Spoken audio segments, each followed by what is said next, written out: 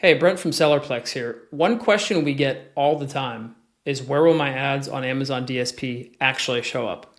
So that's what we're going to cover in this video today.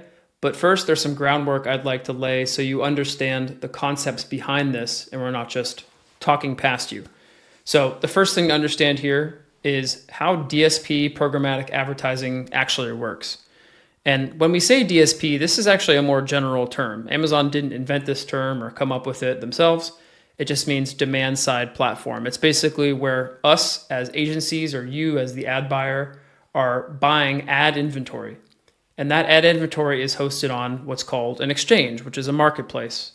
And we're bidding for it in an auction model, sort of similar to how we bid for PPC. Of course, you're probably familiar with that from Amazon sponsored ads. And it is a form of like a lightning fast, real-time bidding market. Of course, it didn't always, used to be this way. Advertising has taken many forms over the years, like newspapers, magazines, where things moved a lot slower. But now we're in the age of AI, we're in the age of lightning fast optic connections and fast internet. So things move in real time. What this DSP is doing is letting you communicate with the SSPs. This is the supply side platform. This is basically where the people who have inventory are publishing that inventory and making it available for us to buy on the DSP side. And we're doing that, like I said, through an ad exchange and a system of real-time bidding. So who are these people? They're publishers. It's websites, apps, services, streaming TV, connected TV, live sports. There's many different types of ad inventory. And it runs a gamut from display advertising, which has been on the internet since the very beginning, to things that are super modern, like Fire TV, scrollable ads, or like code scanning things in streaming TV or audio ads on Alexa. That's all examples of publishers, which in some cases are Amazon and some are third parties, making ad inventory available. So that lays the groundwork for understanding where the ads show up before we get to the specifics. And to drive the point home, let's talk about some key terminology. It's crucial for you as the e-commerce business owner to really understand this, right? These are key concepts in the programmatic ad ecosystem that you just may not be familiar with working in a performance marketing pay-per-click system up until now.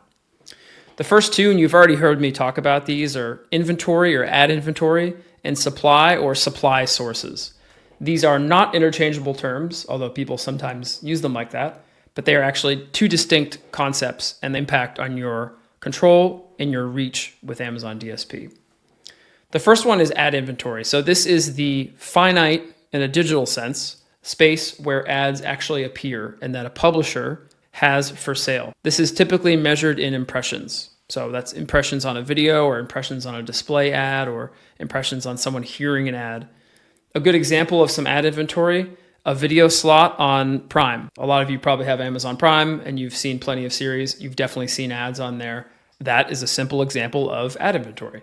A banner ad placement on Amazon Marketplace. If you're browsing around on Amazon.com, you look at the top, there's a banner ad. That can sometimes be sponsored display. That can sometimes be a DSP. It depends. Or a 3P website like a cooking site or a recipe site. Everyone in the world has seen these. I guarantee you've seen them.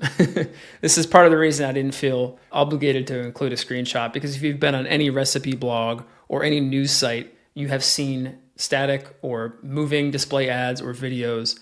So we're all familiar with this from just being on the internet, generally speaking. That is ad inventory.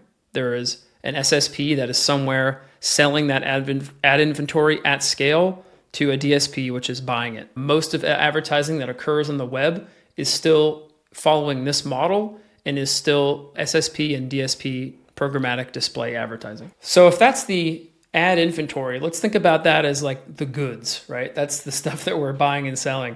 And the supply sources, let's think of that as the channel. So this is the platform, the channel, the website, the apps, the device in many cases, where the ad inventory is actually found. And there are two big ones that I want to break out here that you can get on Amazon DSP. The first one is what we call owned and operated, or O&O is what it's often referred to. And this is Amazon's exclusive network. So think of this as first party. This is Amazon Marketplaces, which of course is super valuable real estate, Prime Video, IMDb, Goodreads, Twitch, Fire TV, Alexa devices, and in-store at Whole Foods even. There are digital displays. So those are all things that Amazon only has access to and is allowing people using their DSP to run ads inventory on those supply sources. The next one is third party. So this is like the open web. Amazon has made and will continue to make agreements with many different publishers, services, platforms where their ad inventory will show up.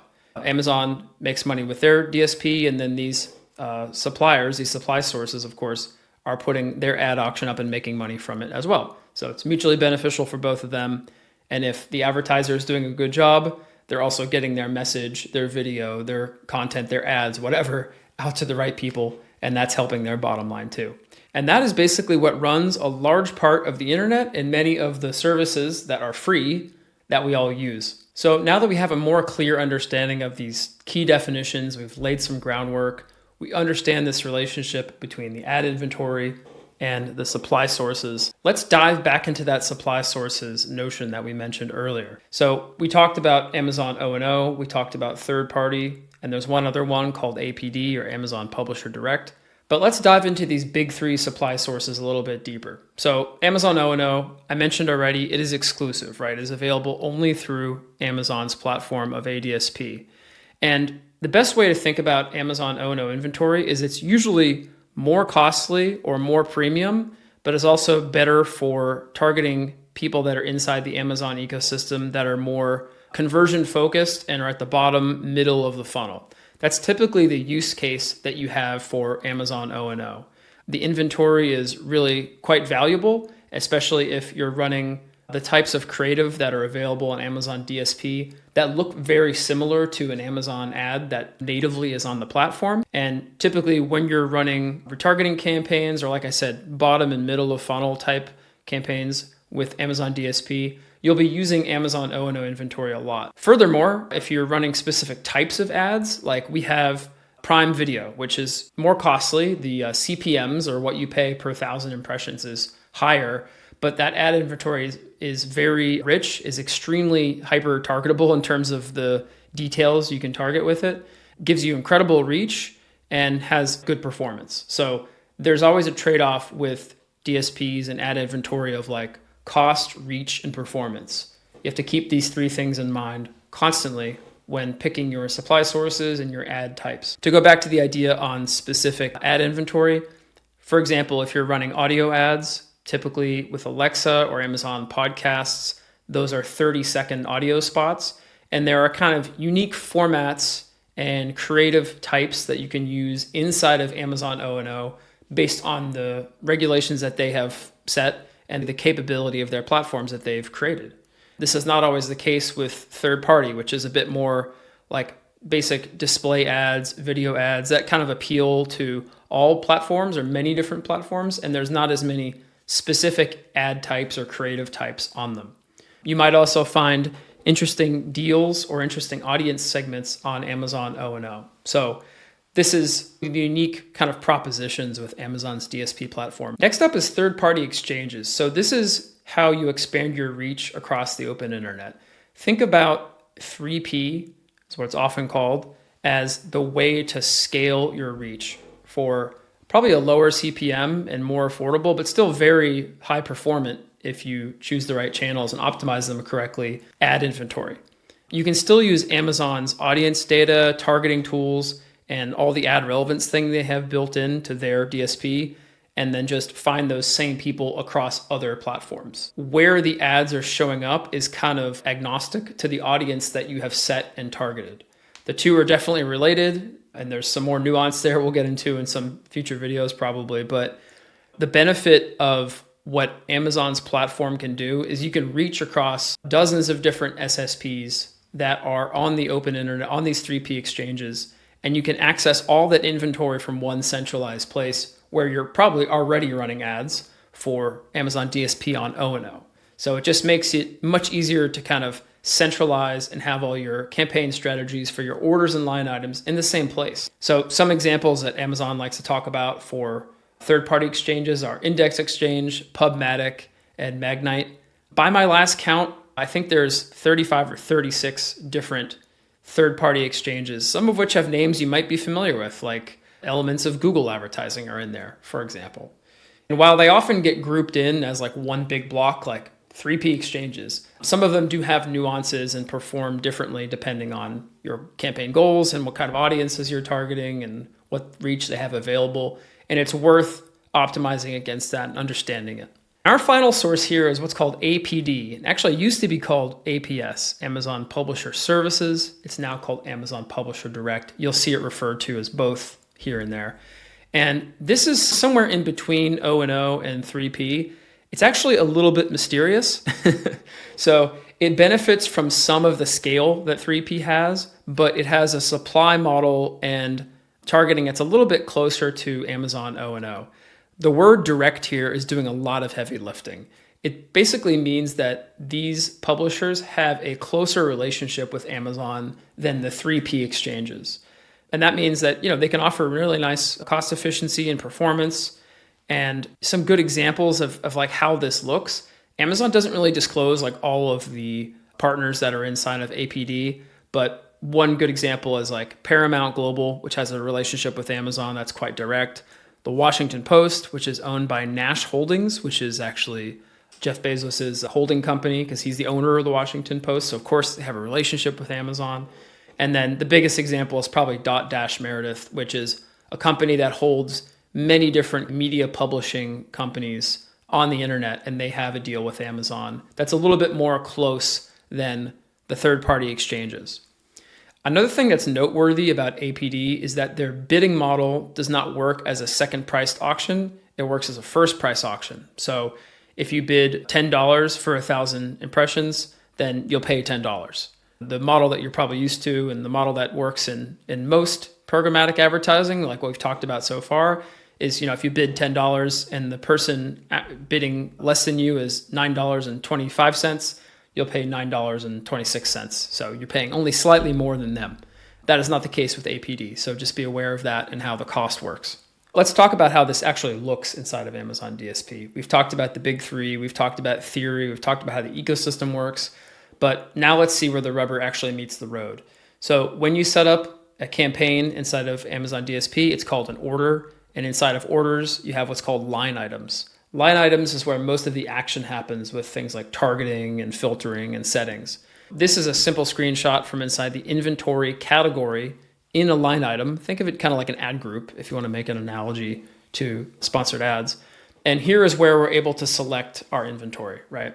In this particular line item, I just have Alexa, Amazon, IMDb, and Twitch. You'll notice that those are grouped under Amazon owned and operated network, O&O, and I have none marked for Amazon Publisher Direct and none marked for third-party exchanges. That's just my choice for this particular line item and for the particular goals I was going for here and the kind of brand that we're working with. I have other line items in this same account that are targeting totally different things, but this is what it actually looks like inside the interface. When you're at the line item level and you're actually picking what to target, this is what that looks like. So you can see here the full list of everything that Amazon's provided.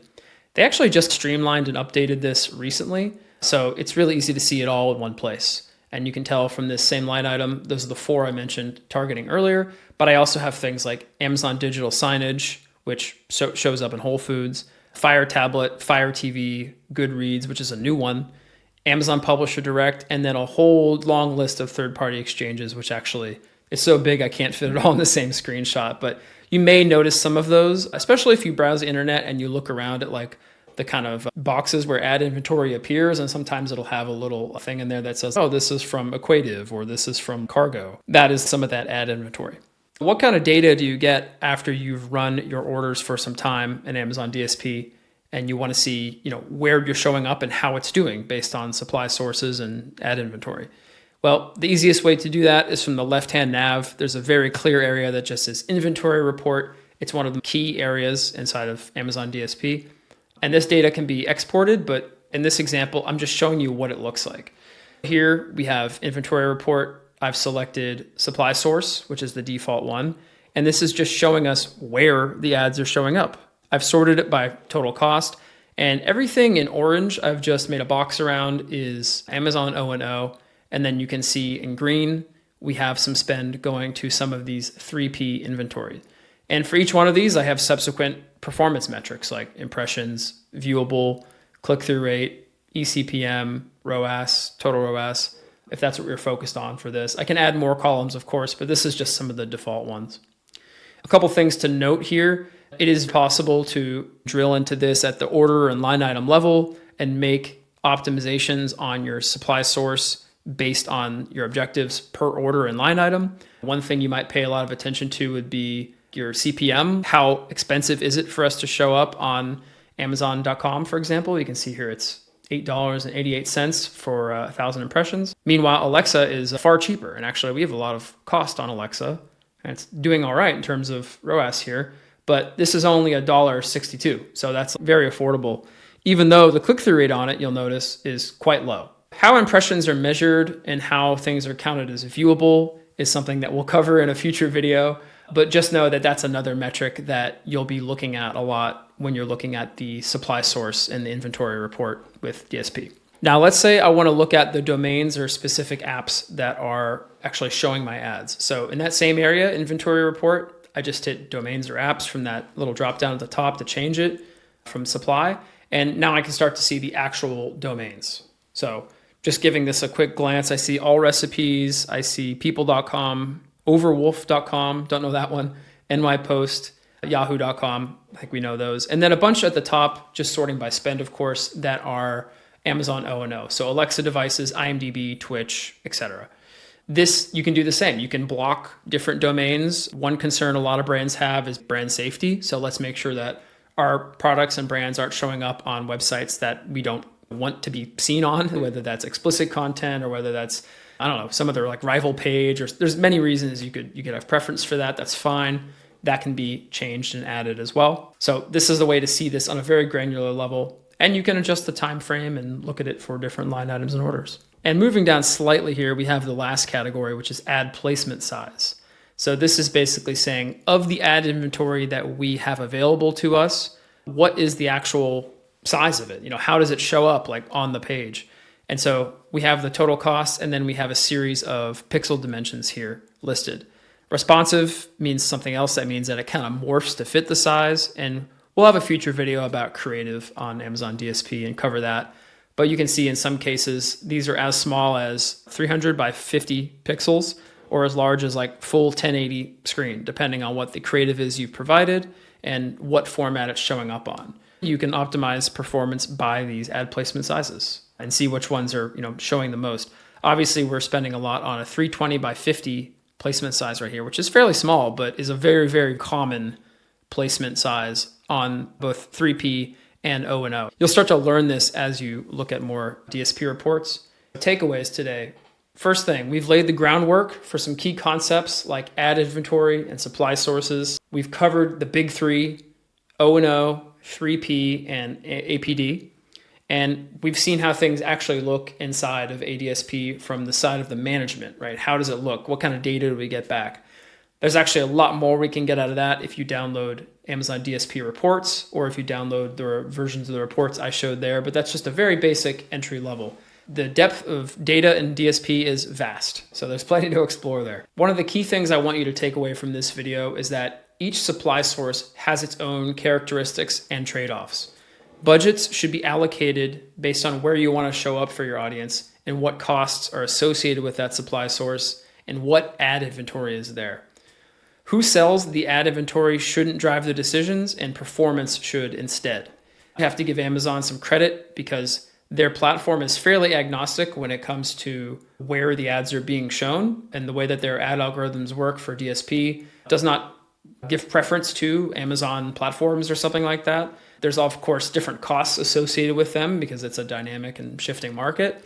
But it is very possible to run campaigns only for 3P or only for APD or only for O&O, depending on your goals and your ad inventory, your targeting, and the kind of creative you have available. If you have lots of videos, then that's what you got to work with. If you have lots of great lifestyle photos that can be edited, then that's what you can work with. It's a very flexible platform in that manner. So tracking, optimizing your performance across these different supply sources and ad inventory is a very important part of working with and making DSP work. If you want to discover if DSP is right for your brand, just look in the YouTube description below. There is a book a call link there, and you can book a chat with me and we'll talk DSP. All right, thanks for learning with me today.